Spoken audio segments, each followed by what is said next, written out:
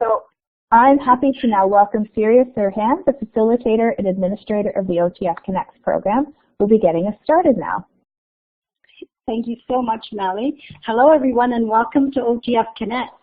I would like to thank each and every one of you for giving of your own time to join us tonight.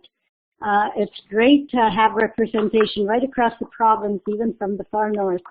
And always wonderful to have new participants joining us. So welcome up, everyone. It's my pleasure tonight to welcome Derek Schellenberg, who will be facilitating our session on web-based learning tools. Derek brings a wealth of knowledge and many tools and creative ideas to share with us tonight. So, Derek, welcome, and I'm happy to pass the mic over to you. Thanks, Surya. It's a pleasure to be here tonight. I'm so impressed by the amount of people that are here and people willing to take their own time to sort of continue in professional development. And I also want to thank OTF for making this all possible. Just before we get started, if we could just use that check mark feature, can you give me a green check mark if you can hear me?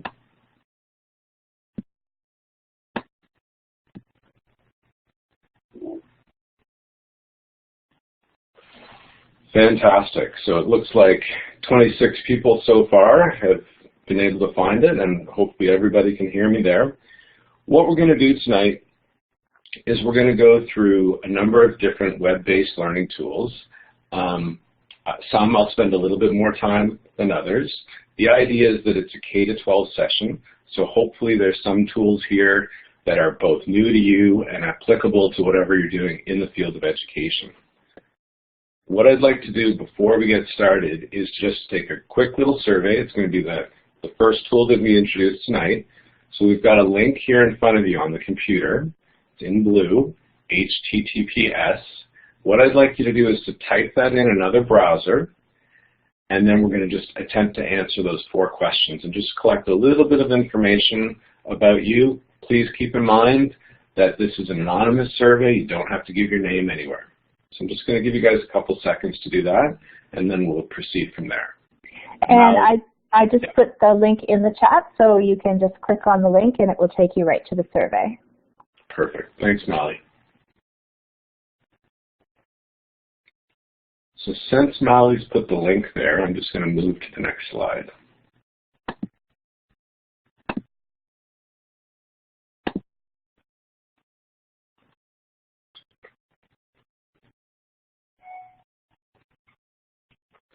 So while we're waiting, I'm hoping that people have gone to that. The tool is called SurveyMonkey, and you could call it a quiz tool or a survey tool or a questionnaire tool. It's very simple to use, and in a couple of minutes we'll go there and visit the site and take a look at how you would use it.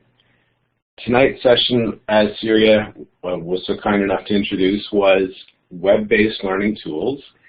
What we're going to do at the end of the session is share the link you can see up here at the top. That's the link to this Google presentation. So you'll be able to access it. You can make a copy of it. If you have questions or comments, you can actually, the presentation is set up so you can actually click on each slide, make comments, ask questions, and I will respond to them. So I'm going to move on to the next slide. And this is just a little bit of additional information about me while you're completing that survey.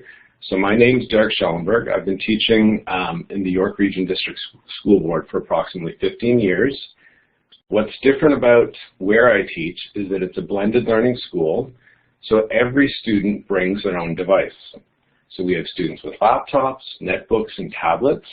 We can't legislate for what device they're going to bring, so we have to design our curriculum so that it appeals to all devices and they can access it no matter what they have. They bring an iPad, they bring a MacBook, they bring a netbook, that's okay. We have to sort of meet them where they are in terms of their technology, which presents some interesting challenges. I'm currently enrolled at UOIT, and I'm doing my Master's in Education and Digital Technology. At the end of tonight's session, hopefully not during the session, please feel free to email me, or you can contact me with Twitter. So one little confession, disclaimer that I want to make before we dig into the 10 tools we're going to talk about tonight is, according to this slide, I'm a Google enthusiast. You could also call me a fanatic if you wanted to. Because of the program that we have set up at our school, this blended learning program where every student has their own device, we use Google Apps for Education basically every class, every day. That's our bread and butter. We don't use Word, we use Docs. We don't use PowerPoint, we use Google Slides. So you'll probably hear me at certain points in tonight's little webinar session comparing one of these different Google apps to the web-based learning tool that we're going to talk about. So we start with the Google Apps for Education, and then the web-based learning tools I see as sort of the gravy, the icing on top. They usually have a specific targeted function. And the other thing we're going to talk about tonight is what are the benefits of some of the tools and what are the constraints. So how are they limited? And in some cases, you're actually going to find that limits actually help you as a teacher and will help your learners as well. A couple other points that I just want to make about Google Tools. If you are thinking of going paperless, the Doctopus script is essential. It basically allows you to take anything that you create and distributes a copy to each one of your students, and you retain ownership of all these different copies. And then two other tools that I strongly recommend you playing with if you're heading in this direction are Google Sites and Google Classroom. Okay, so I'm assuming that the people who attempted the survey, it was a 4-question, hopefully not too painful, are basically done. And what we want to dig into now is what is the definition for web-based learning tool. I'm assuming, since we have so many people here tonight, that we all have sort of a working definition of what a web-based learning tool is. What I'm hoping you guys will do, that the bell feature was nice in terms of asking questions, but I like the chat box even better, is if you could post a comment in the chat box describing what you think a web-based learning tool is, that would be great. And what we want to keep in mind is we're trying to be inclusive, so any sort of tool that we can access, use, etc., we're going to consider that as qualifying for tonight's little session. So if you guys could take a couple seconds, use the chat box in the bottom left, and see if you can come up with a definition, working definition of what a web-based learning tool is. And Derek, we'll put maybe 1 minute on the timer, okay? Okay, that's great.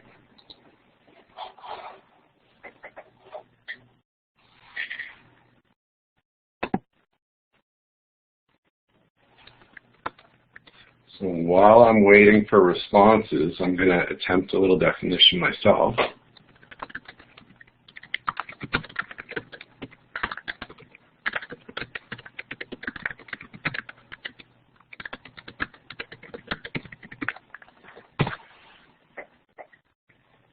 Switchnets is a way of learning using the internet. We've got Shelley, a resource that can be accessed by a variety of learners, a variety of ways. Website.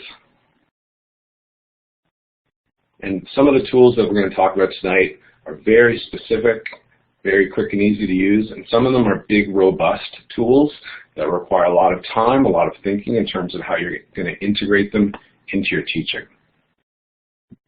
So we've got some interesting definitions there, which is great. I'm going to move on. Whoa. And the timer is perfectly timed. Okay. And our last definition, tools for learning for online that can replace or be used alongside other teaching methods. And that actually is a great definition which connects to our definition of blended learning. So we're blending traditional teaching methods and the use of technology. So there's some similarities there. Okay, so here's a little definition, if you are into research, of what a web-based learning tool supposedly is. Web-based learning tools provide integrated environments of various technologies to support diverse educators' and learners' needs via the internet. So the part that's interesting to me is that we're combining educators' and learners' needs via these tools.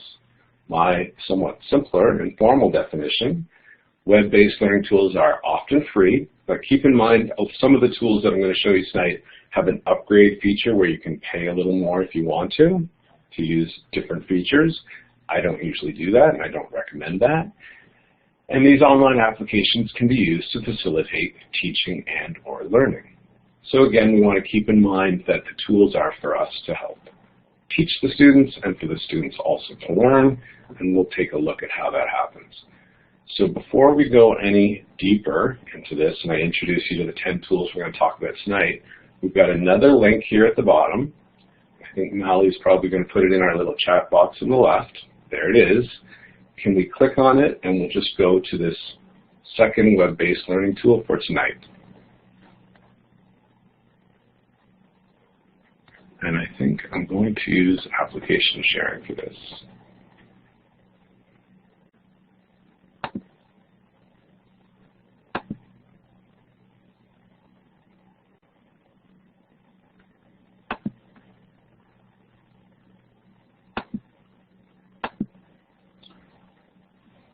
So what I'm hoping, Andrew's already in here with me, I'm hoping that you can see this. This tool is called a Padlet, and it's a very simple and easy to use tool. It takes minutes to actually create this, and I'll show you in a couple seconds how to create your own. And what I'm hoping that we can do here is create a little archive where each person contributes maybe 3 different tools. Maybe you've used them, maybe you've heard of them. Andrew's way ahead here. Yep, BitStrips is an interesting one. So again, as you guys are sort of contributing in terms of a couple tools that you think sort of fit within what a web-based learning tool is, I would look at this tool and say, okay, what are the benefits of it? Easy to access, easy to make. Took me 5 minutes to make this. That's great. Students, I post a link, they can access it. Where can I post the link? I could put it on my whiteboard. I could put it within a presentation. I can put it within my LMS, which is, in our case, Moodle, or maybe one of my Google sites. The other thing that you can do, the other thing you want to keep in mind with this is you really need to know your learners. So I can see we've got lots of interesting people. We've got Kristen and Tiffany and Mark, and all these people are posting. I don't know if they're actually posting their name. I'm assuming with adult learners they are. But you have to know your students.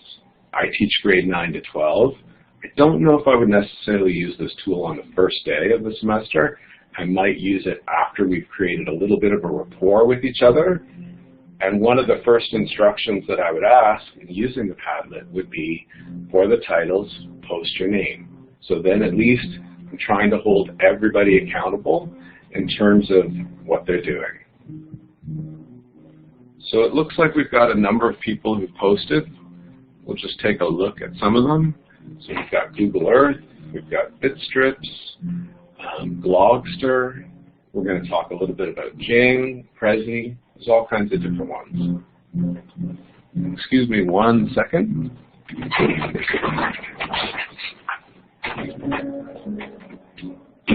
you turn that off, please? Thank you.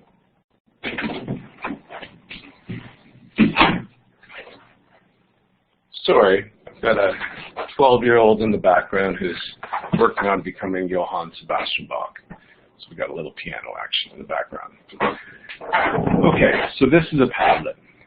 So I'm going to leave this particular Padlet and show quickly how you would use it in terms of creating your own. We'll be able to access this later. So the first thing I would do is go to the home page. And I want to create a new Padlet. And I'm assuming you guys can all see this. So it starts off as something blank. And I want to go to modify this Padlet, which is the bottom right wheel. And the first thing that I'm going to do is pick a little icon. So if I was writing love poems, I might go with the rose. Maybe I feel like a happy face today. The world. For adult learners, maybe that's the best icon. I'm not sure. I'm going to give it a name, and then a brief description.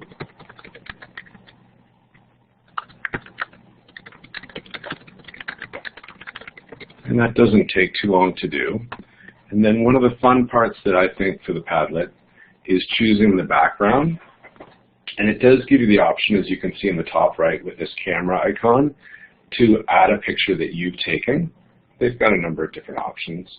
I was going to go with the rose. I might have some hearts. If I was feeling romantic, here we've got birthday perhaps. We scroll down, we've got some other options. There's the bamboo that I chose previously. I find the matrix freaks me out a little bit, so I'm going to avoid that. Perhaps I'll go with the train, although it does feel like it's sort of coming towards me, which may not be the best thing.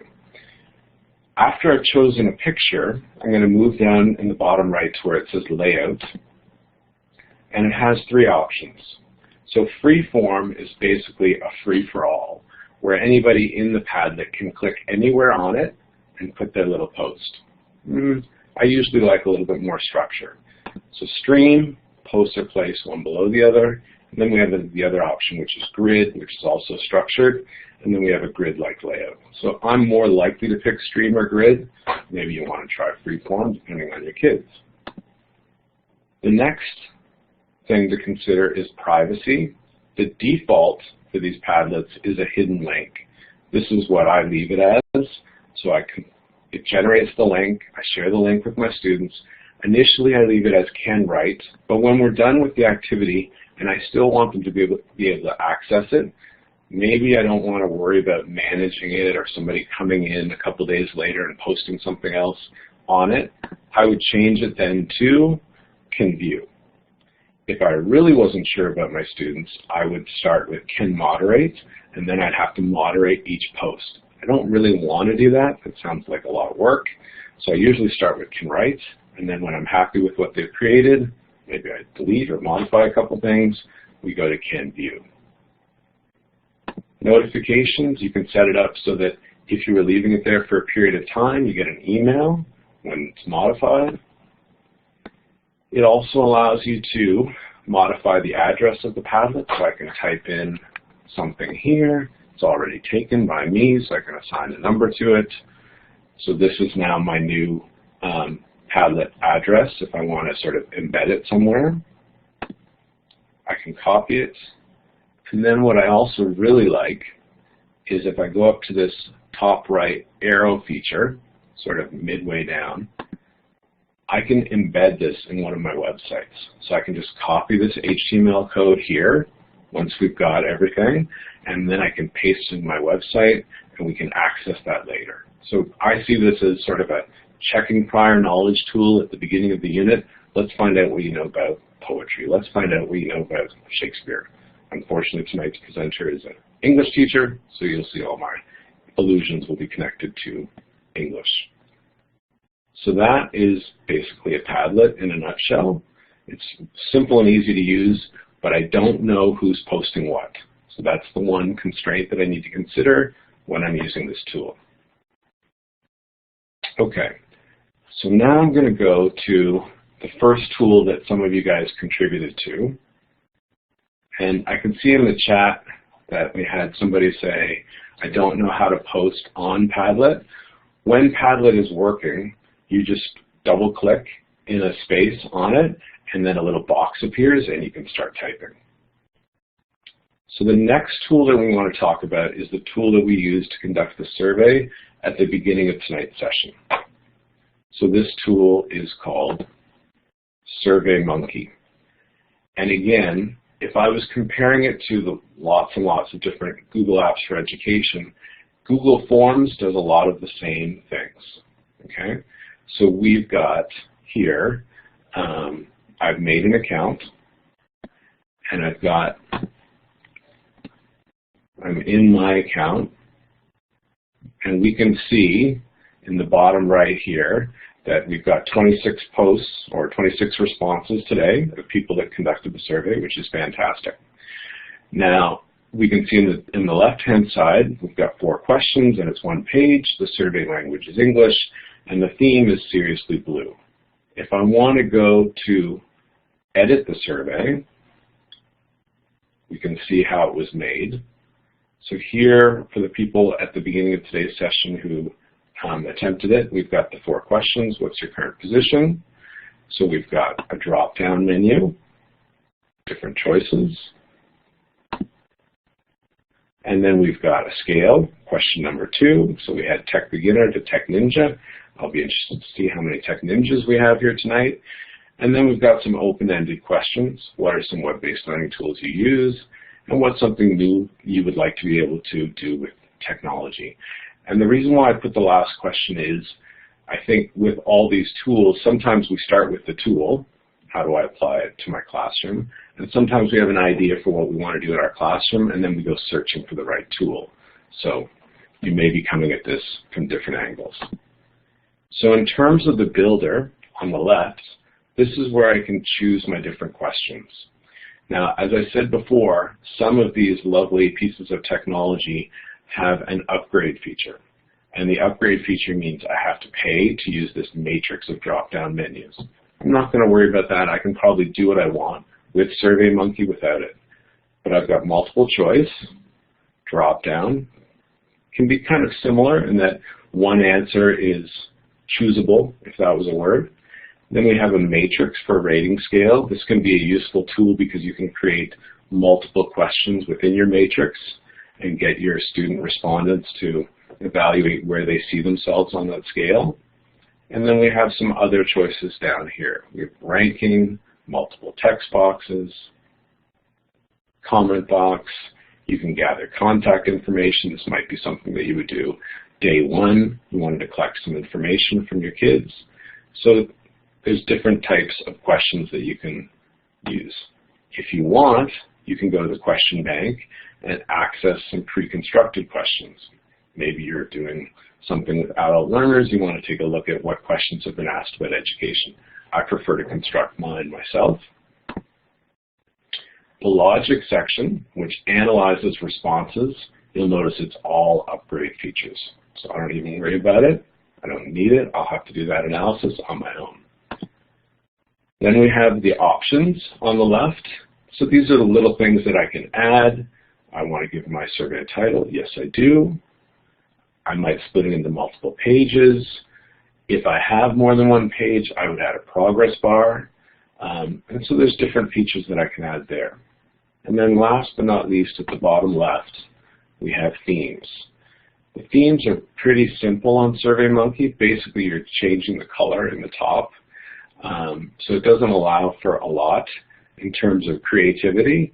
It's a useful tool. It's not difficult to use, but it's not something that you can tailor and necessarily demonstrate perhaps your personality. If I go to the top right, I can see there's these 4 tabs. So there's summary.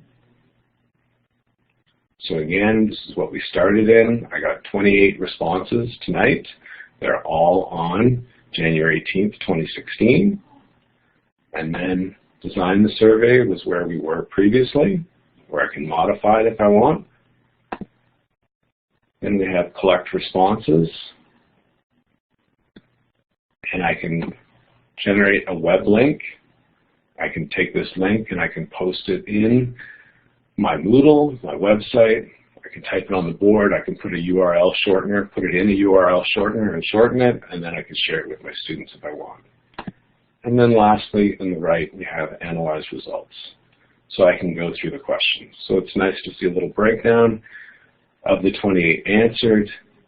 60, slightly lower than 65% are elementary teachers, so I'll try to keep that in mind. We have some secondary teachers, an itinerant teacher, and then an other. I'll have to find out who these other people are later. And then we've got the other questions as well. How would you rate your overall ability with technology? So we can see it split up. And we've got a lot of people who see themselves in the middle, 55.6%, which is great. And then we have some other web-based learning tools. So I'll dig into those later and see if there's some things new that I can experiment with. So this is SurveyMonkey. I think it's relatively easy to use. It looks complex in terms of how they've got it set up, but I think once you make your account, again, you don't need to pay for the upgraded version of it. It's pretty simple to make a survey with it. Okay, so that is the second tool. So the third tool, and if I'm going too fast or if people have questions, please feel free to post them in the chat box. I am trying to monitor it with a second computer. We're going to go to another tool that's, I think, very interesting, and it's called Haiku Deck. And I think for a lot of us as teachers, we're looking for interesting tools in terms of how to conduct presentations if we're not moving away from presentations altogether. This was originally designed for creation with an iPad, and since they've gone to beta and actually created a version that can be used on your laptop. So again, you start by creating an account. They do have an upgradable version that you can pay for, but you don't need it. And I'll just show you one example of one that I've created. So here's one for grade 9 English. And at the beginning of the course, basically what I asked them to do is to do a presentation where they introduce something connected to themselves. It's more formative than summative. They don't get a mark that represents their final mark in the course because of it, but they do find out how I evaluate. And it, again, has interesting strengths, benefits, and constraints, and how it limits people when they construct this slideshow. So what you'll notice immediately is, A, the image dominates the entire slide, and B, it limits how much text you can actually put on each slide. So I find this is great for students. I've used it at the university level as well. But it's great in terms of really focusing on what's important and pushing the student in terms of explaining their ideas. The last thing we want, of course, is for them to read what they're presenting. So I'll just go through a couple of slides. Again, the image dominates the whole slide. There's a little bit of variation in terms of where you can put the text. And in this particular type of presentation, this Pekakucha presentation, the students had to create 15 slides and they had 20 seconds to present each of them. They presented to a small group of their peers. So the total presentation was 5 minutes in length. And the thing that we wanted to teach them before we allowed them to access tools like PowerPoint or Prezi or Adobe Slate or all these different tools is we didn't really want much text. We wanted that key image that was going to sort of convey meaning. So this is how a Haiku Deck looks. And I'm going to show you how you can make your own. So the first thing we'll do is we'll go to the top where it says New Deck, and we'll click on it.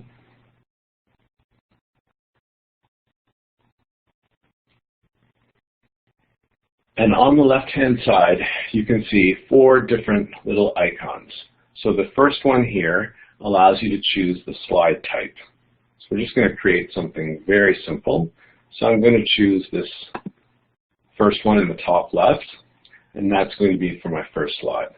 What I normally do with my students, if they are creating a slideshow, is if we have to make 3 slides, then we go down to the bottom right, and suddenly I have 3 slides. If they have to make 10, they make 10, and then we work with them. And the nice thing is, once I've got things on these slides, it's very easy for me to shift them around and change the order. The other thing that I want to consider before I actually make too much of my slideshow is the font or theme. So right in the top, in the middle, where it says font or theme, I click on it, and it gives me a number of different options. There are a number of basic ones in terms of just making a free account gives you them, and then you can also pay for extras. So I'm just going to scroll through them. Hopefully that's not lagging too much for you. And I'm going to pick something, hopefully soon. Maybe we'll just go with the default, which is 575. So that's the theme now that I have for my slideshow. And I need to come up with some text. So I'm going to say online tools is the name of my presentation for teaching and learning.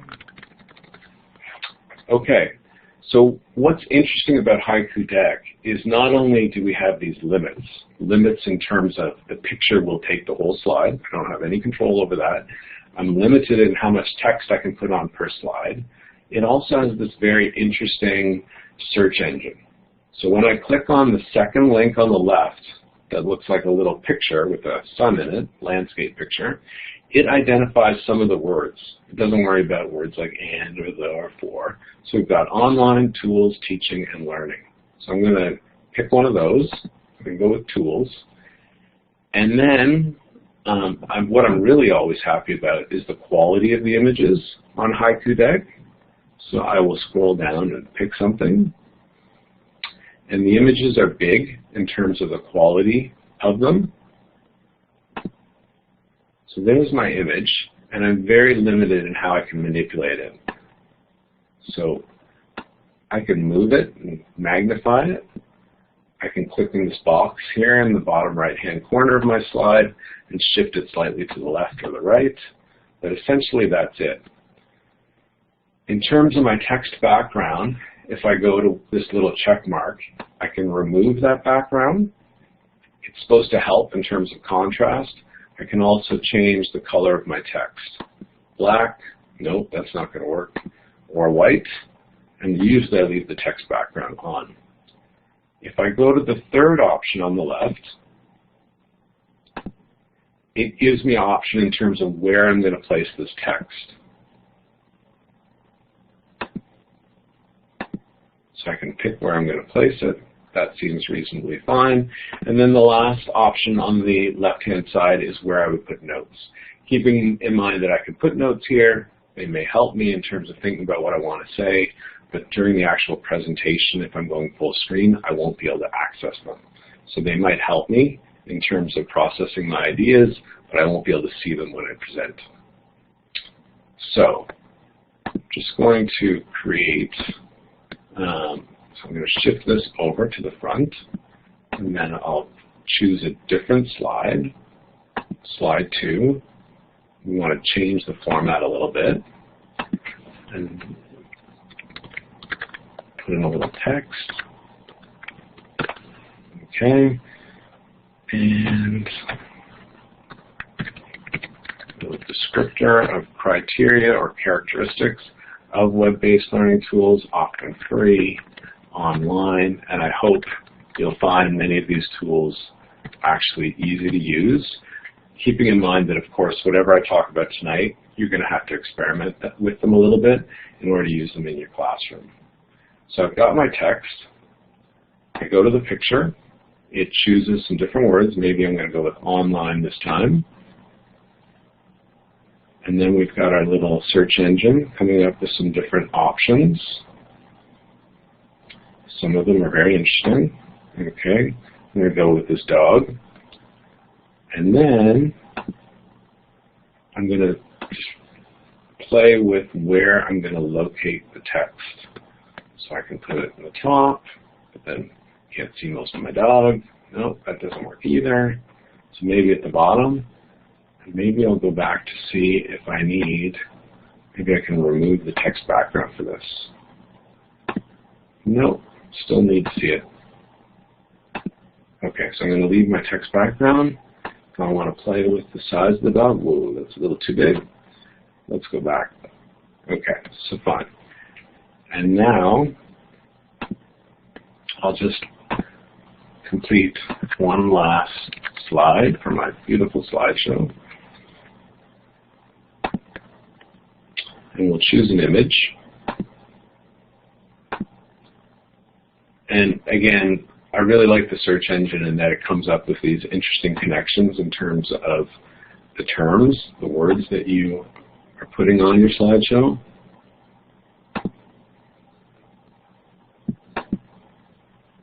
So fine. There's my slideshow. It's 3 slides. I'm happy with the order of it. It's done. So now what I want to do is, and what I want to keep in mind is, the great thing with a lot of web-based learning tools like this one, like Google Apps, which lots of people referenced when we were using the Padlet, is that in this particular one, all changes are being saved as I'm working. And depending on your connection to the internet, that could be slower or faster because of the size of these images. In the top right, we have the icons that I need to use next. So custom branding, I'm not going to worry about that. Sharing is what I want to be able to do. I can't share this if it's not unlocked. So right here where there's this lock, I have to make sure it's unlocked. I have to put it in a category, education. And again, I want my students to be able to access the slideshow even after I've presented it. So it doesn't matter what the material is, whether it's an English lesson or the birth of Shakespeare, whatever it is, I want them to be able to see it. So I go to HTML, I grab this code, I can click copy, and it gives me a little green arrow, and then I go back into my website and I paste it in, and then students can access it later. I could, if I wanted, grab the link and email it to people. I prefer to do this way so that students are used to being able to find all my teaching materials later on. I don't hide them, they can access them anytime. If I wanted to, I would have to pay extra to be able to export this, which I never do. So PDF, PPTX, editable PPTX, I wouldn't do that. And then we have help, and then it's probably always wise to take a look at your presentation before you share it with anybody. So you can see in the bottom part we have 3 divisions, and that represents the fact that there's only 3 slides. And it's interesting in terms of there's an arrow, which if I'm on the right-hand side, it points to the right. I can click on it. And if I'm on a slide in the middle of my slideshow, I can either go back by clicking on the left, or I can go forward by clicking on the right. So it's a great little tool. My grade 9 students use it. It just helps them in terms of let's focus less on the text, more on the images, and even more importantly, on what the students are saying. And I think that's the most important thing in presentations or any kind of tool that you would use this for, maybe a conference, maybe something else. So I'm not sure if that's going too fast for people. I see that there's no, there's no questions in the chat box. Oh, So, okay. Then I'll just take a look. One of them was, will it search in French? Okay. And the other is, do you obtain parental permission for students to create Haiku Deck accounts? So those are good questions. In terms of will it search in French, you're going to test me on my limited French skills. I don't think that it has the ability to actually choose languages. So if I go to, sorry, let me create another slide here. It does not have the ability to convert to French. So you'd have to type the word, and I know it wouldn't be able to come up. I don't think it would be able to come up with those accents, but maybe you could experiment with it. But I don't know if you want to try. My French is somewhat limited.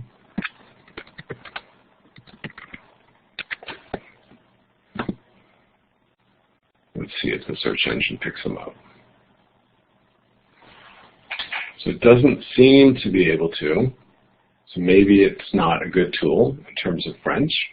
And sorry, the second question was? Do you obtain parental permission for the students to use Haiku Deck? Okay. And there's a third one. I'll just have, if you answer that one first. Okay. So in terms of getting parental permission, so what happens is at the beginning of the year, we send a letter home that we're going to be using. Because we're in a blended learning school, we have a letter that's mandated from our board that we must send home, and it basically sort of gives this blanket description of we're going to be using lots of different tools. If there's a comfort level issue with anything, you don't want your students to use social media. You don't want your students to use something where they have to create their own account. then for those types of assignments, we always have to have an alternative. So in this case, because we use Google for everything, the alternative would be Google Presentation. Most of my kids create their own account. The other option is sometimes teachers will create accounts for their students, and then students will use those accounts. The nice thing is if something happens, the teachers can access them later, so that helps with that problem. But yeah, we send letters home initially, and we give always, and this is true of our assignments, this is true of our books, this is true of our movies, it's definitely true of our online tools. They always have the ability to opt out. I'm just going to take Leslie's question here. Oh, Tiffany provided Shan, thank you. What is the difference between SurveyMonkey and a Google-created survey? So the Google-created survey, we're backing up a couple tools, so I apologize, is called Google Form. It's beautiful. I love it. And it has the same types of questions that SurveyMonkey allows. What happens when you create a Google Form is that it automatically generates a Google spreadsheet. And so the amazing thing, and that's somewhat similar to SurveyMonkey, but you can collate all your data in that spreadsheet. It's created for you when you use the Google Form. And the beautiful thing about that spreadsheet is you can present the data back to your kids. So it organizes it into pie charts and bar graphs, and it does all the percentages automatically, and then you can present it back. So that's one of the advantages of using Google Form. Google Form also allows you to tailor the appearance of it. So if you're interested in aesthetics and how things look, then Google Form, again, is going to give you some different options in terms of tailoring things. And what I love about Google Forms, which SurveyMonkey can't do, is you can embed YouTube videos, which is fantastic. So I can create a little lesson, I can have something that's already on YouTube, I can have some sort of explanation, and I can put it in my Google Form. So Google Forms is a very powerful tool, and they both do a lot of the same things. I know for a lot of teachers around Ontario, some boards embrace Google, and some don't allow people to use Google, which I think is an incredible shame, but that's the reality. So hopefully I answered a couple questions. I think my chat monitoring skills need a little bit of work. Okay, so we're going to, I think, move on and hopefully be patient with me in terms of if people have other questions, I'll try to do a better job monitoring the chat. So what we're going to do now is go to the next tool, which I think is tool number 4. And a lot of people these days are interested in the flipped classroom. How do I use videos to actually improve what happens with my teaching and learning? Perhaps I can get students to watch videos outside of class where they get some of the content, and that'll free up some of my in-class time to do other things. So you've got a couple of options. What I think often happens in the flipped classroom is that a lot of teachers are using something called a screencast, where the nice thing is we're not all comfortable with showing our beautiful faces, so the screencast captures your screen. You can still hear your voice, but we don't see you. Oh, there we go. Diana showed us that it's great for French, so that's fantastic. Okay, so what happens is TechSmith offers a number of different tools that you can use for video recording. So we see here Snagit, which is for screen capture. My professor, my supervisor, he does all his feedback in Camtasia. So he annotates everything in terms of the assignment you hand in, so you can see all the things you need to correct. And then he goes through and creates a little screencast video and talks about some of the things and gives you some pointers, and it's fantastic. I have 85 grade 9s this semester. I can't do that for every assignment. So we've got Camtasia, we've got TechSmith, we've got Screencast. There are different options. The tool that we're going to use today is called Jing. So Jing is something that I've downloaded to my lovely MacBook here, and we can see the sun in the bottom. And then when I click on it, what happens is I'm opening the application for Jing, and it says it's already running. Derek, what are you doing? And if I look in the top right, I can see this sun here. And the sun tells me that Jing is ready to be used. So when we construct these flipped classroom videos, we have to think about how am I going to capture the content and what the content's going to be. So I'm going to go back to my little Haiku slideshow. I'm going to delete bonjour, my sad attempt at French, and I apologize. I did pass one university level French class, but I won't tell you the mark. And I'm going to go to view my presentation. So this is going to be my content. So I've got 3 slides here. With Jing, I've got 3 options that we can see here. In the bottom right, we have our More section, Send Feedback, Preferences, Help, Quit. I don't want to quit. I want to use this tool. So I'm going to click on the check mark for Done. Then I go back up. In the middle option, these are recent screencasts that I've done. So that's great. And when we talk about constraints, so the great things about Jing is A, it's free, B, it's easy to use. However, it does have 2 constraints. One, it only allows you to make a video or a screencast of 5 minutes in length. I think that's great. My students have used it. It actually forces them to be concise. They've used it in combination with Haiku Deck, and it prevents them from going on too long. I had 15-minute presentations. I had to sit through 8 days of them with my lovely grade 9s, and one student took 35 minutes to do his presentation. Well, it can't happen when you've got a 5-minute screencast version of it. So that's one constraint. The second constraint of Jing is that these videos are hosted on Jing's site, Screencast.com.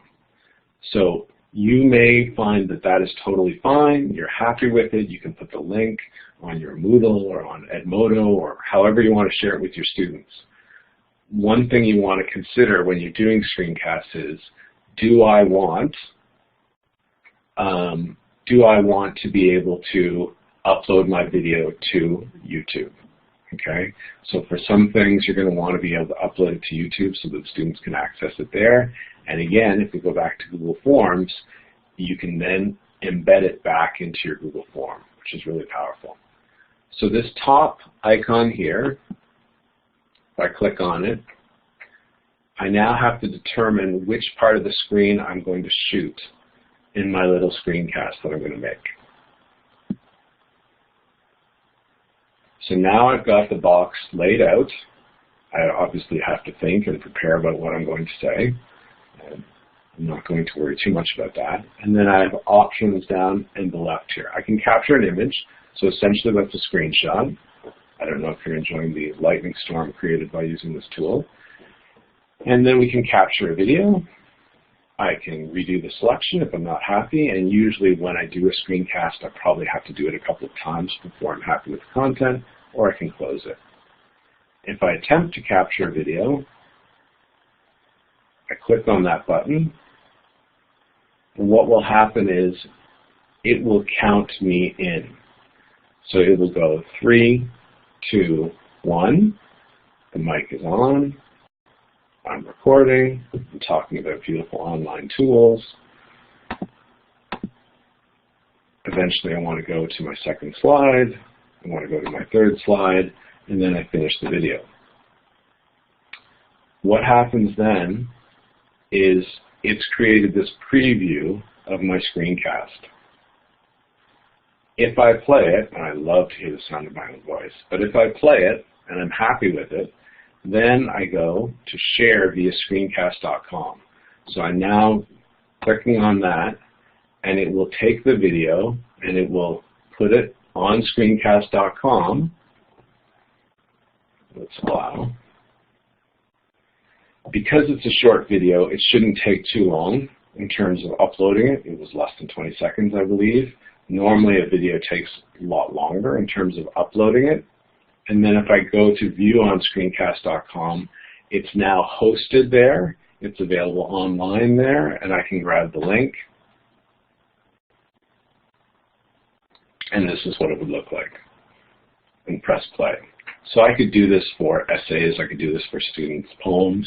If I had a small class, I could do it for each one of their assignments. I might use it to describe something. If I'm away for a day, I might do a screencast of my lesson. Then I can just post a link, the supply teacher can have my students access it, and they can get an explanation. Sometimes, I don't know about you, but when we have a supply teacher, things are lost in translation, and the class doesn't go exactly as I hoped it would. So this is one tool for screencasting. It's called Jing. If I've got a MacBook, which I do, QuickTime is another option. It's great. It does allow you to send videos directly to YouTube. And there's another free web-based learning tool called Screencast-O-Matic. So these are all different tools that allow you to do screencasting, capture what you want to say, so mixing the content with your voice.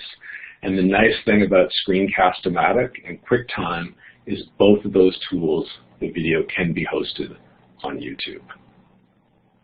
Okay, so I can see people are, yeah, we've got the links for different things. So one was, can you use Jing to record and read aloud of a book for my students to listen to and or watch, or is there something better to try? So definitely you could use it to read things aloud, absolutely. Again, you have to keep in mind you've got that 5-minute limit, which is probably a good thing because you don't want it to be much longer.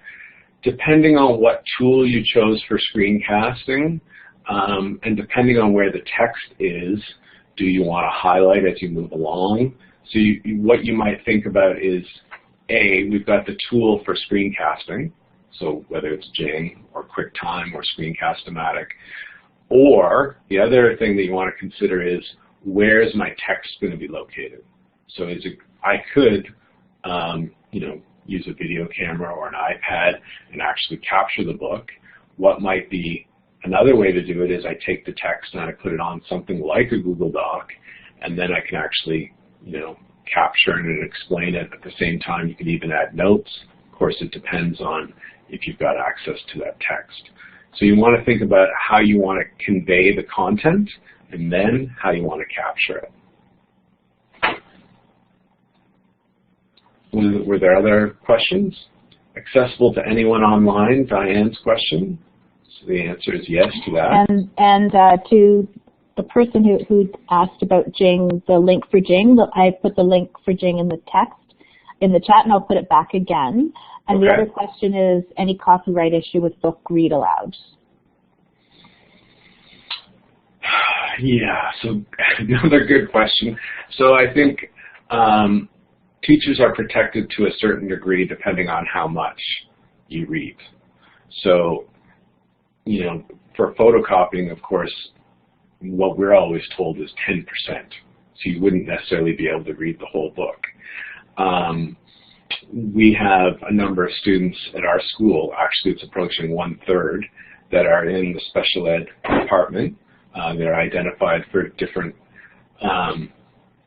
accommodations or modifications that are required. And so we're able, through special ed, to get a lot of the texts for those students, and then they can actually read them online using our computers that we have in the class. And there's Google Read and Write, which actually allows you to, if you have the text, it will read it to the students. So that also is a helpful tool. It's called Google Read and Write. So you might have to talk about whether that was okay. I don't think if I grabbed Dr. Seuss and read the whole book, that would be okay. So yeah, it's a good question, and to those of you who are interested, there is a session on copyright and Creative Commons on Wednesday night where you can get some of those questions answered. Okay. Any other questions before we proceed to the next tool?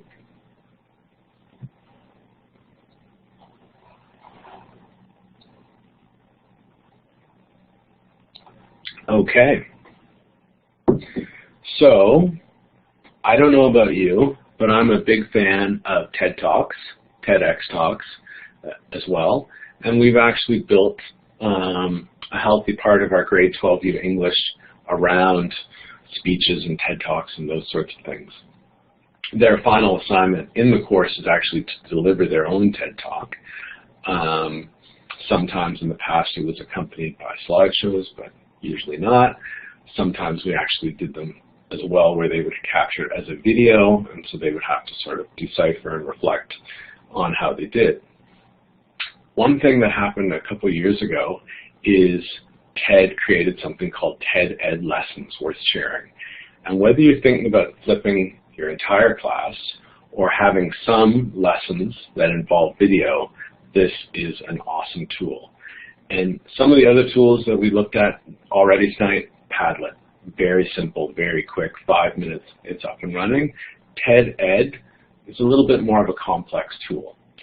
The great thing about it, or one of the great things about it, is that they have an archive.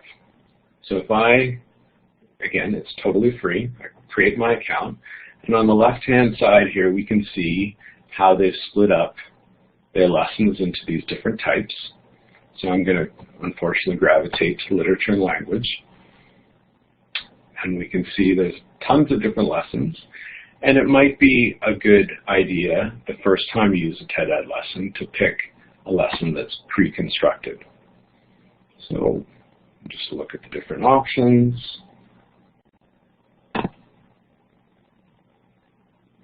Looking for one in particular that I like. We have Elizabeth Gilbert, Read, Pray, Love. Oh, okay. So here's one that I like. So it's called What Makes a Hero.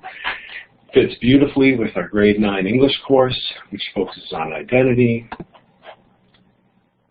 So I click on it, and this is a pre-constructed lesson. And what happens is a teacher has submitted this lesson, and then an artist, an animator, has constructed the video. Usually the videos are short. This video, I think, is approximately 5 minutes in length. And the video, again, in a flipped classroom, this doesn't have to be used as a flipped classroom. It can be watched as a class, in class time. The video is the content. So we can see here we've got the title, What Makes a Hero. We've got the teacher, Matthew Winkler, who's responsible.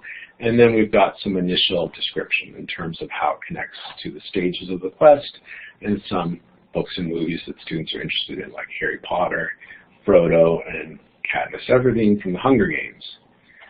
On the right-hand side, you can see that there's a 4 or 5-part structure. It's different for each TED Ed lesson. The watch part is where we're currently at. So the watch is watching this video. If I go to think,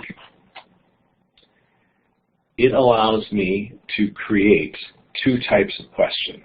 I can have multiple choice questions, like what you see here, or I've got open-ended questions.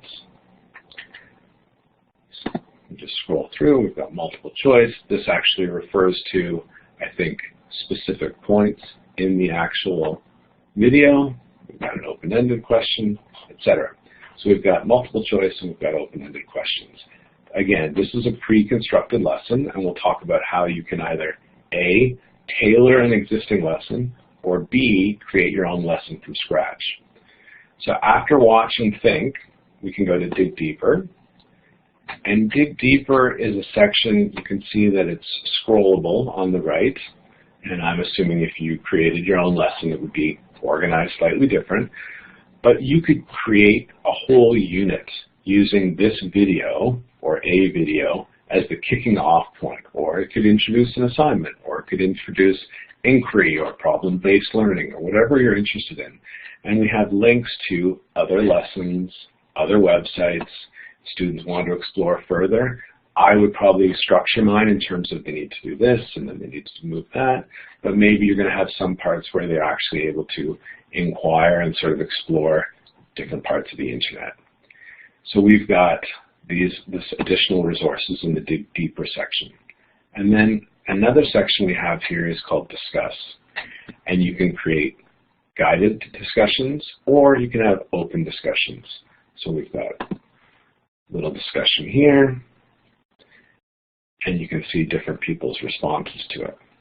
Now, one suggestion that I have, if you are going to experiment with this, and again, it goes back to someone's question about comfort level in terms of students making accounts, is students can do these lessons without logging into TED-Ed. The downside of that is when you go to analyze the data, you don't know who submitted what. So it works much better if either A, your students are old enough and have permission to create their own accounts, or B, you go ahead and create their accounts for them, and that way you know that their name is their name, maybe their student number, etc., and then it becomes recognizable when you have to analyze the data in terms of, does Johnny actually understand these stages of the quest? So in addition to the lessons they already have, they used to, in this bottom right where it says customize the lesson, it used to say flipping the lesson. But because we use flipping to mean something slightly different, they changed it to customize. If I click on this, it becomes editable. Probably not a word. But then I can tailor it, I can change the instructions, I can change the questions. It becomes my lesson.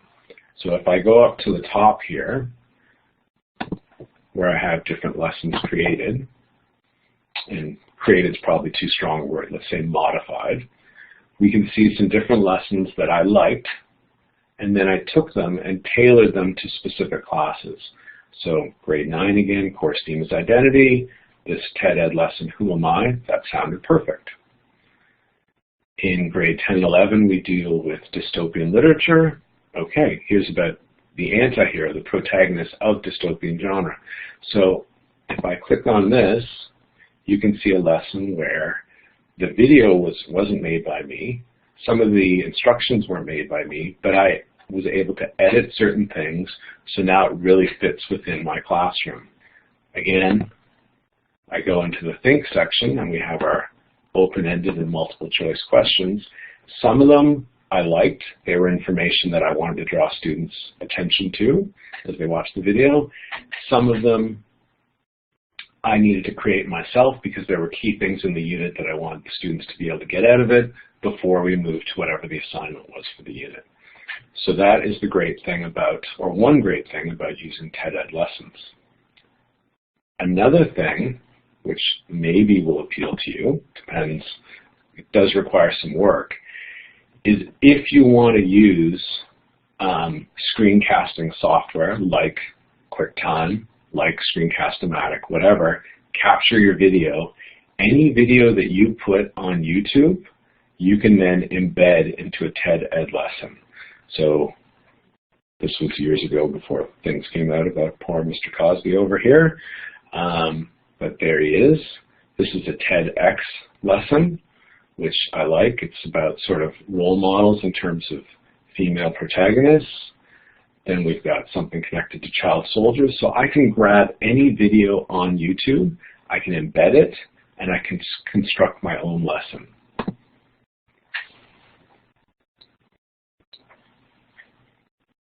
Yeah, so there's an amazing archive already there. And any video that you like on YouTube, you can then use in your lessons. Again, I wouldn't have them too long. We have Steve Jobs here. Again, that was for a grade 12U course. You need to know your learners in terms of how long of a video can they handle. So we basically have three ways you can use TED-Ed lessons. I can use a pre-constructed lesson, not modify anything. I can customize somebody else's lesson and tailor it to my students, my particular unit, or I can start from scratch, create my own TED-Ed lesson, take the video from YouTube. If I'm really brave and bold, I can construct the video myself, and then I can use it with my classes. Anybody have any questions about this particular tool? There was a question from Sonia who asked, when you create a TED-Ed talk, does everyone on the web see it, or can you make it so only your class can see it? Okay, so great question. If I go to my lessons and if I want to create a lesson, then the first thing I would do is find the video. So let's say, well, actually,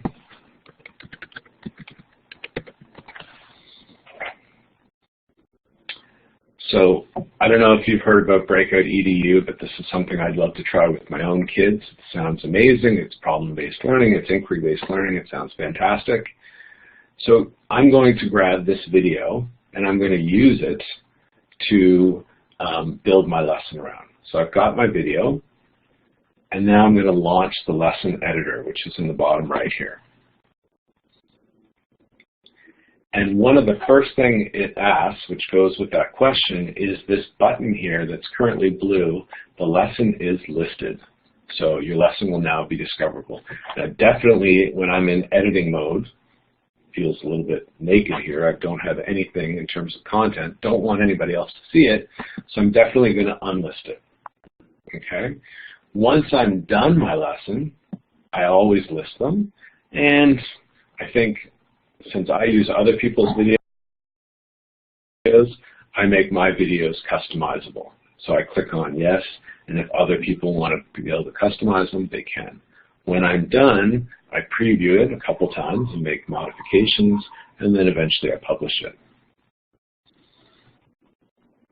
Molly, we're going to add something, or?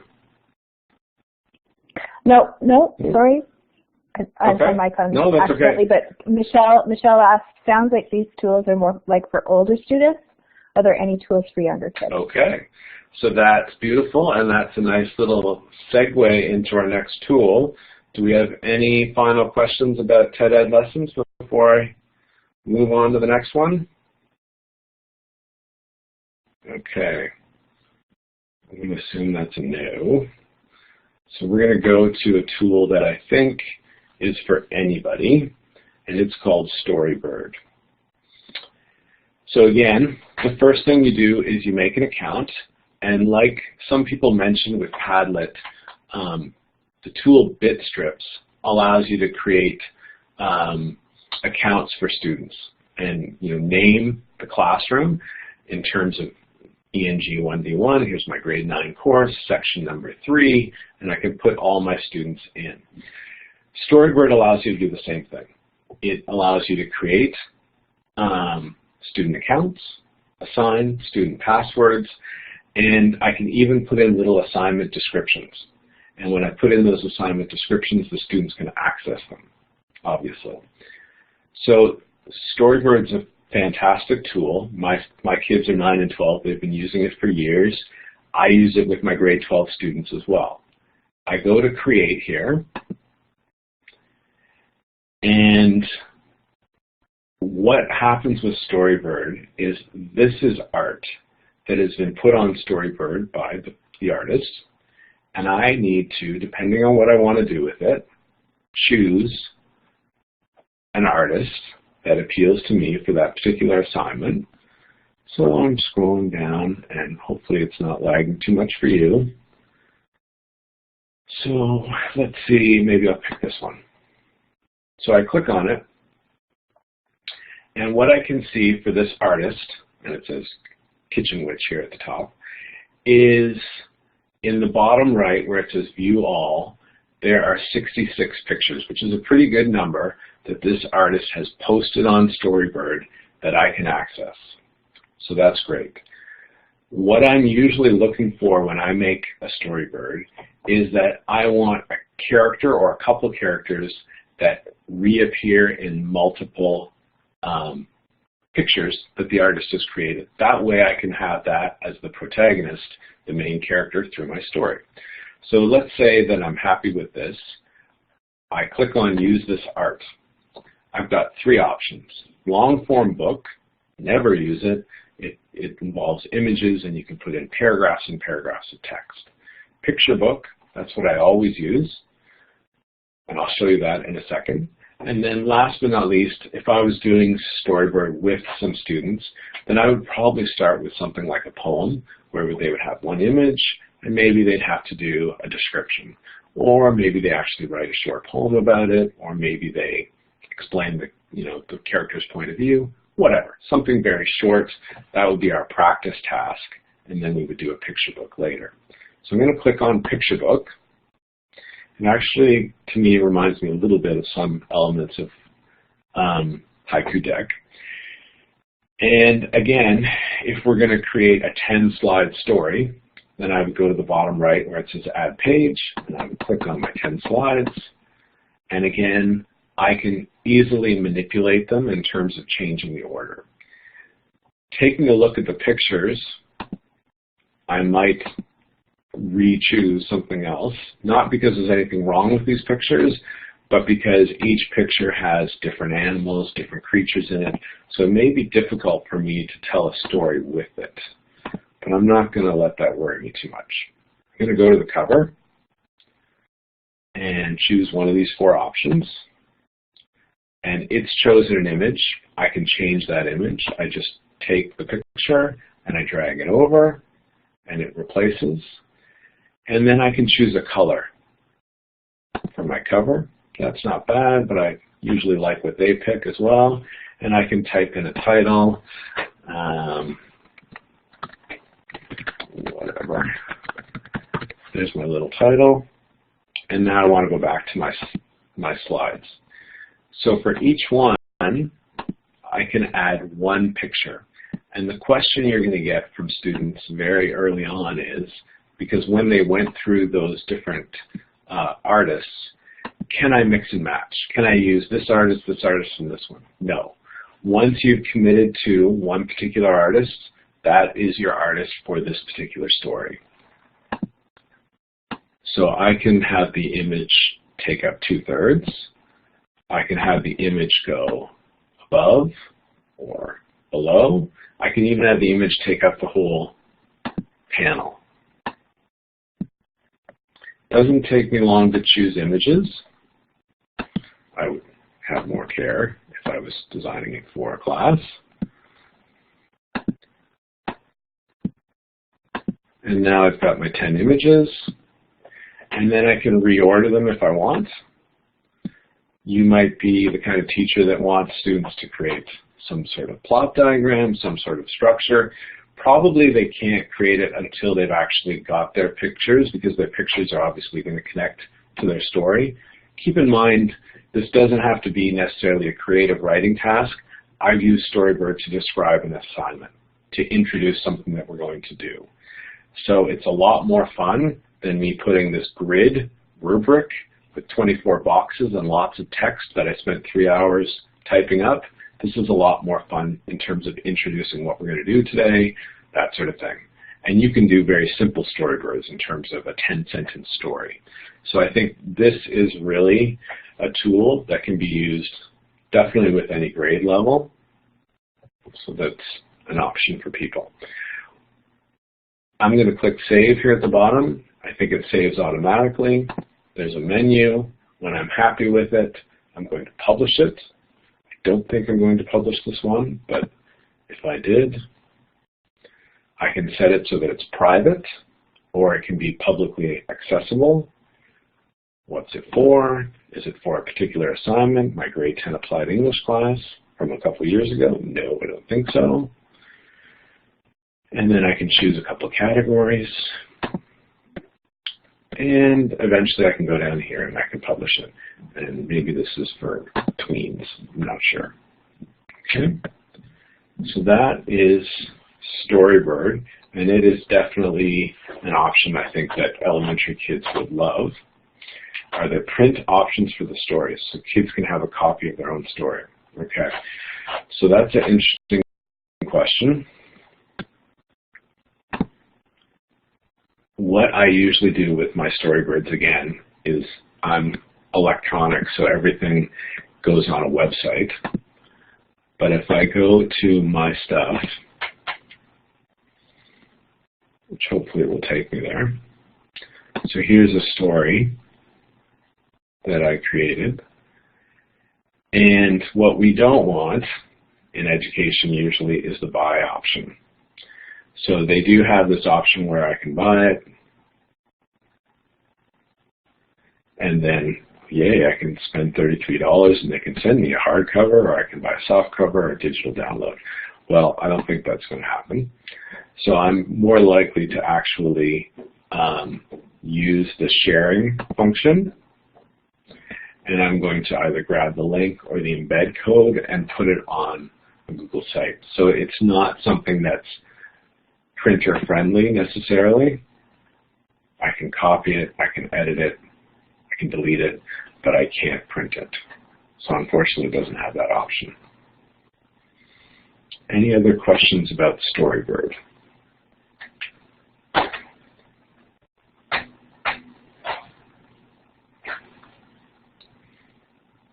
Nope. Okay.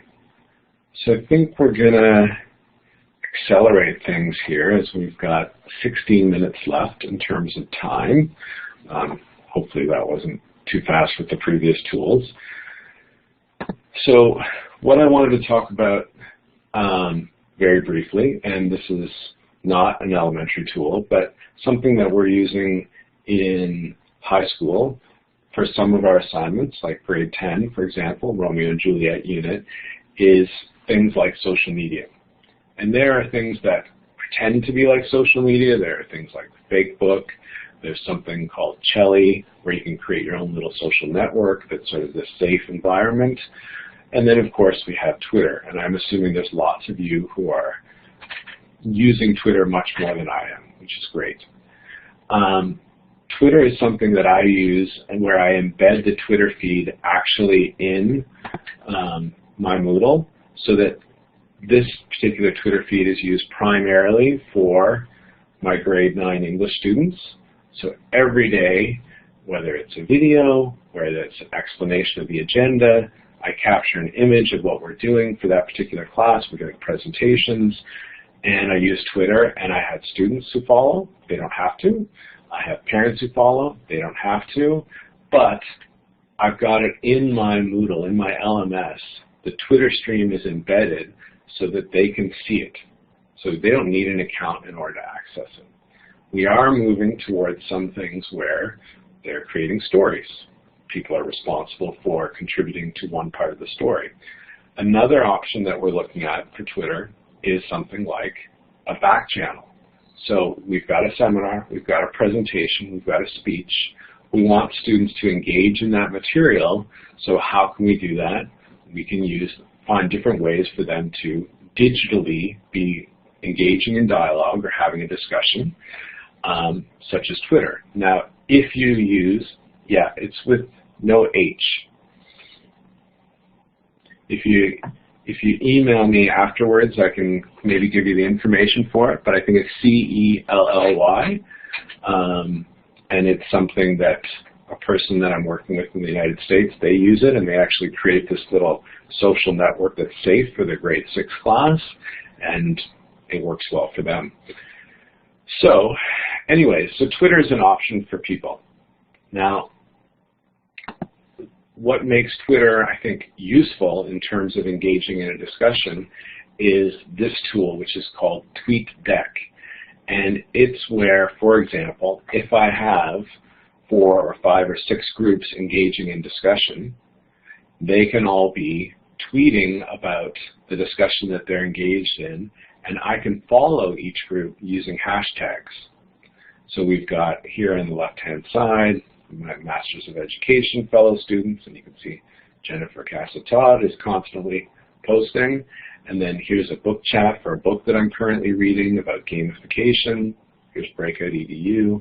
So in your class, if you were able to use Twitter, you could use it as a tool where I would have 5 groups, and they would be chatting about the story that they were reading, or the presentation that we were watching, the discussion, that sort of thing. And I think the nice thing is it makes everybody accountable. If I wanted to do something similar in Google Presentations, during the presentation or the seminar, for example, every student's in their slideshow, and we are posting comments as they are presenting. Could be questions, could be feedback, could be criticism, etc. And then when the students are done, their seminar presentation, they get tons of feedback on their presentation, not just from me, but from their students. And the nice thing, if it's a Google presentation, is every student's name is attached to their comment, so you're accountable for what you say. So TweetDeck is one option that might make Twitter a useful tool for you. And maybe it's only that you're sharing your tweets. Maybe your students are not old enough to use Twitter, and that's fine. Here's another tool that's relatively recent, which is also with Twitter, works well with Twitter, and it's called Storify. And you'll see it at a lot of conferences these days, where you've got Twitter fall happening about the conference, and then what you have is people will take that hashtag and they will capture it, and it could be, for example, on a keynote speech, whatever. And you can capture all the tweets that happen within a certain time using Storify. So you basically put in your topic here.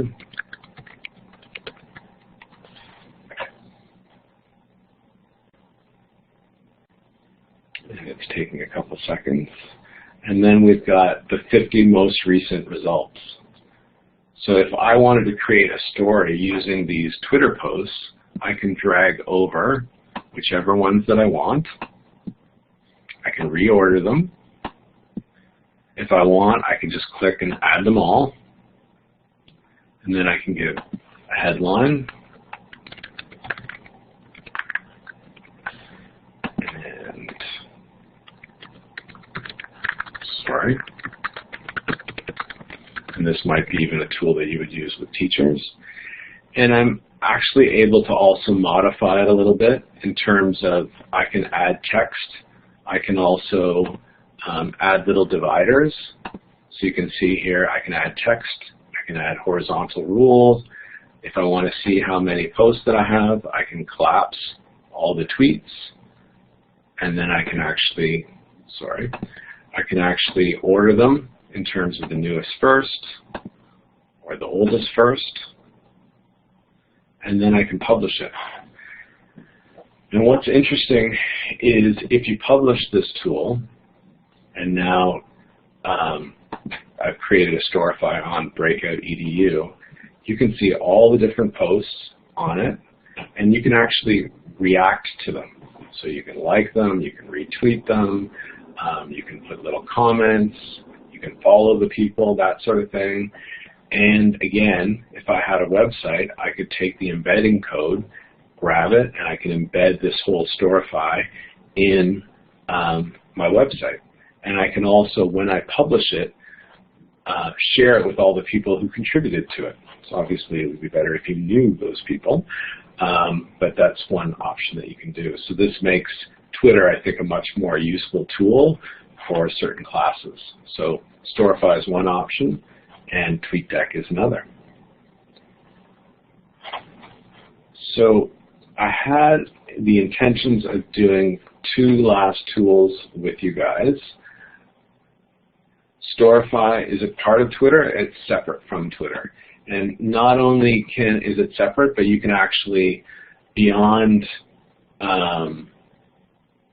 tweets, you can actually, I think it allows you, Instagram, Facebook, so you could search beyond Twitter, so you don't have to use it just with Twitter if you want.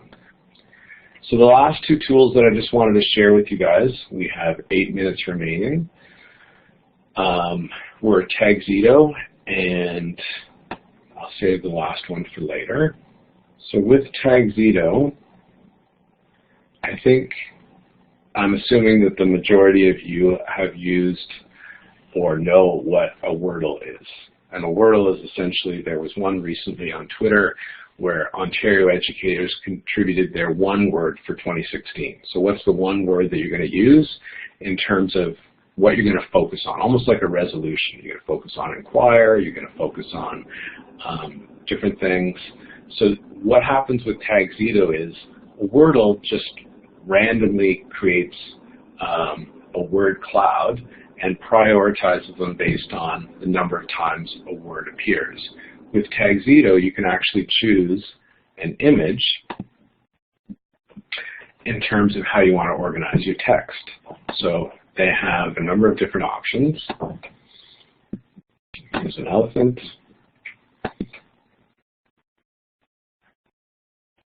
It's just loading. So here's our lovely elephant with the words. And I can actually, not only can we have it make up the shape, but if I want to invert it, then the words can actually go outside of the shape, and it's the blank space that creates the shape. So here we have, for example, our lovely hand. And then, of course, with Tag Zito, we can change the color. So I can choose a theme in terms of what theme appeals to me. We'll go with this lovely pink. I can change the font. And this is a very simple tool, and this, I could see it as being something to use as a point of discussion. It could be capturing everybody's contributions in terms of keywords. If you were doing resolutions for 2016, you could post everybody, and then what you wind up doing is you take all of their text and you paste it in this load section here, and it will take all of it and determine what is the priority words based on how many times they occur. So it's a very simple tool to use, doesn't take a lot of time. You could have students take something that they write, like an essay, poem, report, etc., and turn it into a Tag Zito, or the teacher can create it. And you do not need an account. This is one of the only tools where you don't need an account to actually use it. I don't have a Tag Zito account, and it doesn't take very long to construct it. Okay, last tool, 5 minutes left. Do you want me to show you how to use the tool, or do you actually want to do the little quiz that's with the tool, which is more fun, assuming that people are conscious? Mike says the quiz. Okay. All right. So here's what we're going to do then. This is called Kahoot. There are 2 other tools like it. The fun one. Thank you. So 2 other tools that are similar to this are Quiz Is, it's very similar, and also Socrative. So these are some quizzes I've created. What you'll love about Kahoot is there are 5 million that are publicly already created, so you don't have to start with your own. So we're going to play this. And what it's going to require from you is you're going to have to type in another browser window, I should say, Kahoot.com. So if you could type that right now, that would be great. Keep in mind you don't want to construct your own Kahoot. You want to go to Kahoot.com. And that music's a little loud. Okay, hopefully the music's a little quieter. So what you're going to do is type Kahoot.com or Kahoot it, and then you need to type in the game pin, which is 101610. You can see here in the top right. So Amanda's figured out, and if one of these people uses a naughty nickname, then you just put your little arrow over their name and you can kick them out. So far we have 2 people who've joined. Oh, we've got 4. Okay, so I'm going to quickly explain the rules. I don't know who Mighty Mouse is. I've never met Mighty Mouse before. And we also have Z or Z. Okay, so what happens is you're going to have 4 options. You're going to have to choose which option you think is correct. You can make all 4 options correct or only one. You have 19 players. Okay. Should I start? Yeah, it looks like we're, nope. Oh my goodness. Last person told me to go. Okay. Oh, well. All right, well, we're going to start because time is an issue. I don't want to take too much of your time. So I'm going to click Start here in the top right. And here come your 10 questions. And you can join at any time. You can see in the bottom. So here's your question. You have to pick red, blue, green, or yellow. You have 5 seconds left.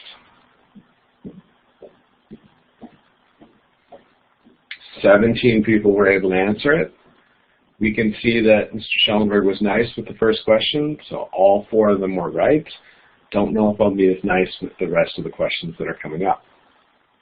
Kids love Kahoot.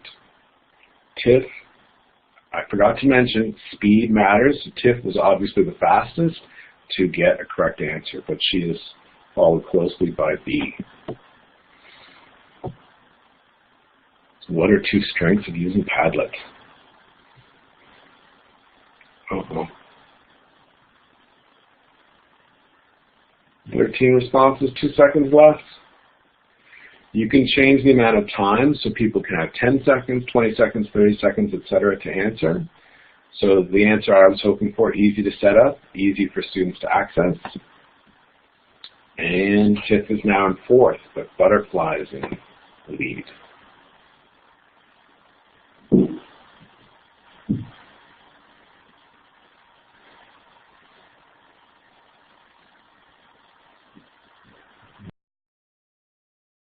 May not like the complexity of my options here. Yep, we only had 13 people attempt it. Okay, so I thought that quality images was a strength, but the words or slides is a constraint. I think it's a good constraint, but it actually limits people. And we have Nadine now ahead. Okay, 2 challenges with using Jing. Why might it not be the best tool for you in terms of making a screencast?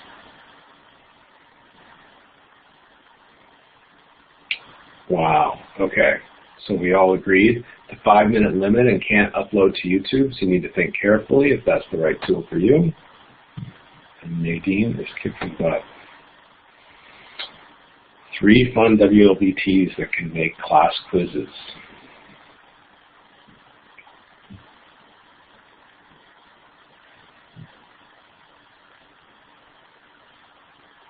Yeah, 22 people respond. Yes, and the trick with the red one was Tag Zito, of course, the word cloud. Can't make a quiz with that. But SurveyMonkey and Google Form, you definitely could. Nadine is still ahead. Are any boys still conscious?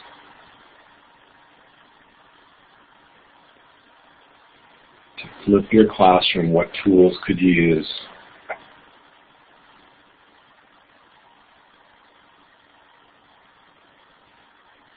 Okay, and we have 15 people. Ted, Ed, and Jing are 2 options. They wouldn't work with each other, but they're 2 options that you can use to flip your classroom. We see some recurring names here. There's just 4 questions left.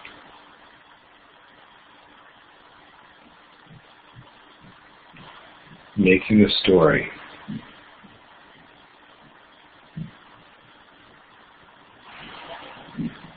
Only 15 people responded, but 12 people got it correct. Bitstrips and Kahoot. Bitstrips, obviously, you could make a narrative with. Kahoot is what we're using right now, which is usually sort of a quizzing tool.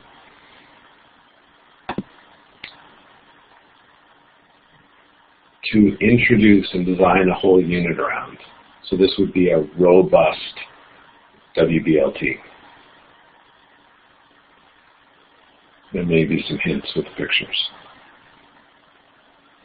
Okay, we have 19 people. And then we have just 2 questions left. Should be an easy question.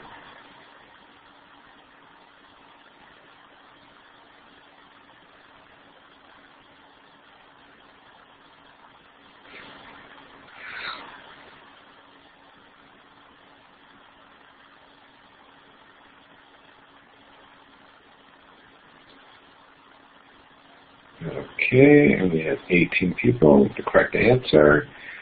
Storify, multiple Twitter streams visible. So Storify we do use with Twitter, but TweetDeck actually allows that multiple streams, which is great for ongoing discussion. And I'm very concerned that no one's going to be able to catch Nadine. This is the last question.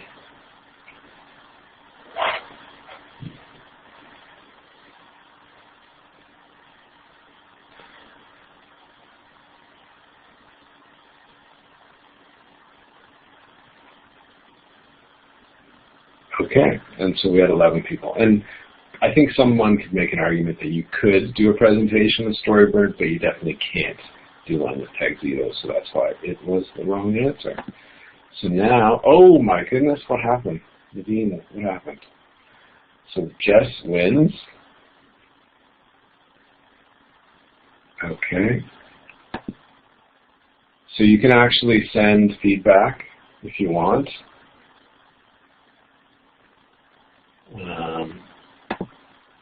In terms of people's feelings. Don't hurt mine. But you can give feedback in terms of different things. Okay, that's pretty positive with the green. Oh, you got a little unhappy red face in the bottom right-hand corner. And of course, you can actually save your results. You can take a look at them. You can analyze them, that sort of thing. It's a really fun activity. The kids love it. Thanks, Tanya. It is so much fun. They love it. The only problem that I have when I use Kahoot is my class is so loud that it antagonizes some of the classes immediately beside us. Thank you. So we are done for tonight's session, and hopefully Molly can bring me back to my lovely slideshow. So if you guys have any questions, please email me. If you want to tweet about anything, please go for it. And on the next slide after this one is some of the resources. Okay, so if you want to grab the link for the Google Slideshow, please feel free to make a copy of it, and then you can play with the tools. It will also let you access the Padlet as well. If you like a Google presentation, this slideshow was made with Slides Carnival, which you can actually use with it. Okay, that's it. Yeah. And then we've got also all the links were courtesy of URL shorteners, so we've got different ones up here, and you probably have your favorite. So if people have any questions, please feel free to ask me. I'll stay for a little bit. And if you want to email me or tweet or whatever, then feel free to contact me. Thank you very much. I hope I answered at least some of the questions that you had, and hopefully there's some food for thought in terms of all these different amazing tools. Thanks for all that information. It always makes me want to go back to the classroom when I see some of the really great stuff that can be done. And for sharing your student work and the personal examples, I think that definitely makes it attainable for people, and knowing that it can be done in classrooms and the practical use. So I'm going to post the link for the resource pages in the calendar of some of the past events that will be happening in the next little bit. And also there's a survey that OTF would love you to fill out. They're actually requesting that you fill the survey out to give feedback, and it will show up in two ways. You can click on the link that's on the whiteboard, or actually the one that will work the best probably and take you right to the survey is right now in the chat. And the one thing that OTF has implemented now is once you've filled in the survey, it will take you to a certificate that you can add to your portfolio, which will be, several people have asked for. There are lots of sessions that are upcoming in the next month, and you might want to go back to the OTF website to register for some of them, especially for the people that had questions about Creative Commons and copyright. That session's in the next couple of days, but there's some great sessions coming up, and we'd love to have you there. So thanks again, Derek. That was an absolutely fabulous session. We really appreciate your time and everybody's time. And if you could log yourselves out, the recording won't be finished until until everybody's logged out of the room. Now, if you do have any questions, I think Derek said he'd stay for another couple of minutes, but we'll maybe just take questions for maybe 5. And as always, the recording and the resource page will be sent out in the next couple of days for those of you who were not able to see the entire session or also would like to review it maybe with your staff. These are great to share. So thanks a lot. So if anyone has any questions.